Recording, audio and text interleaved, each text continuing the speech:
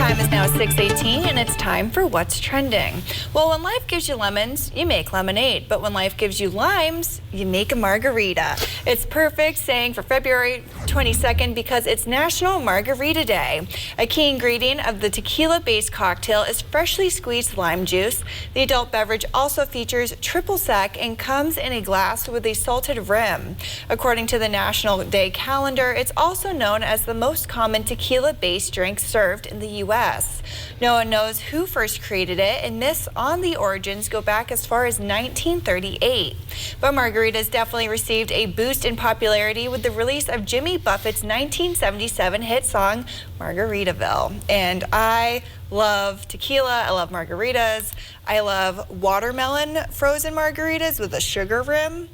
Those are really good. That would be interesting. Now, I'm not a tequila fan at all. I always, that's a rough morning the next day when I have tequila, but I will say I know a lot of people who loves them, and it's a great drink to have just on any kind of day. That's the opposite of me. Like, tequila doesn't give me hangovers, but vodka does. See, I'm the opposite because vodka, like, I feel fine. I think it's a hereditary thing or a genetic thing. I feel like I'm just sitting in and just listening into this conversation here because, I mean, obviously, you know, I don't drink a lot of alcohol. Every now and again, I may get a shot of tequila from Casa Mexicana. They got the good stuff over there. And, of course, margaritas. And I don't drink much margaritas, but I've tried them. And you can get some sweet ones. I was wondering, because some of them are strong. So if I want to enjoy one, I don't want it to be like so strong where it's like just you can get strawberry, you can get watermelon, you can get like guava, you can get pineapple, you can get like basically any flavor you want, which makes margaritas so yummy and delicious. And notice, you were going to chime in, Kevin. I was going to say the watermelon, the frozen watermelon one you're talking about, like that actually does sound pretty good. I'd try that, but like good basic margaritas. Yeah, you can get it on the rocks, you can get it frozen. There's multiple ways to get a margarita. I'm going to ask the worst question. I hear people say on the rocks or maybe no rocks. It just means ice. Or that little like salt edge that you see them doing all the time. Salt on the rim. Yeah, salt in the rim. You don't have to get a salt. A lot of people, like my parents, one parent will get salt, one parent will get no salt, and then I get sugar for the sweet ones. It kind of helps that. What does it do when you add salt to the side? Like, what does that help? It just adds to the flavor palette. Gotcha. That makes sense. All right, well, we're taking a turn here. A California man survived after falling off his boat and swimming for 5 hours in freezing water wearing just shorts and a t-shirt. Oh my. Here's the boat and where it was found the following day. The commercial fisherman took his boat out on the Santa Barbara Channel around 5 p.m. back on January 26th.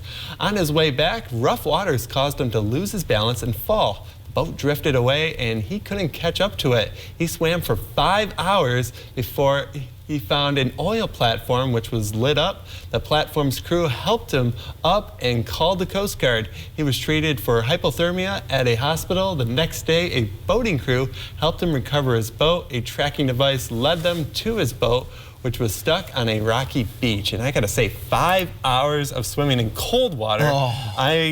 Good for 10 minutes treading water. I know, Megan, you're laughing at me because you're the collegiate swimmer. So how long can you tread water for? Well, I was a distance swimmer, so I could swim the mile in like 18 or 19. I think it was close to 19 minutes. So like, I could be in the, like when we go to the beach back home, like I can be in the water like all day long. So like that's nothing. But to be in hypothermic water, that's a completely other world, especially in the Pacific Ocean, which is very much colder than the Atlantic. So I give him kudos for surviving 5 hours. And if I understood correctly, I don't think he had a life jacket with him either. So that makes it even more impressive, which is probably the other PSA also, which is why you should always keep a life jacket close by in case something happens. Well, that, and he's wearing a wet t-shirt, which I don't like. People are gonna get mad at me. I don't like when people wear clothing into the water. It's up to your preference, you know, but it drags you. Like you don't have as much mobility in the water, so it's kind of like a deterrent from making you be able to swim better. I can attest to that. I definitely noticed that when I've worn a shirt in the water. So yeah, it definitely makes it a little bit tricky at times too.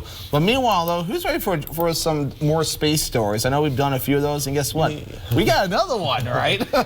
But astronomers are showing the world a view of space we have never seen before. Check this out. NASA says this is an unprecedented image of a giant solar eruption. The eruption took place last Tuesday and stretched out over millions of miles into space. And NASA and the European Space Agency's Solar Orbiter spacecraft captured the photo. And the ESA said it is the largest solar prominence ever observed in a single image that includes the entire sun.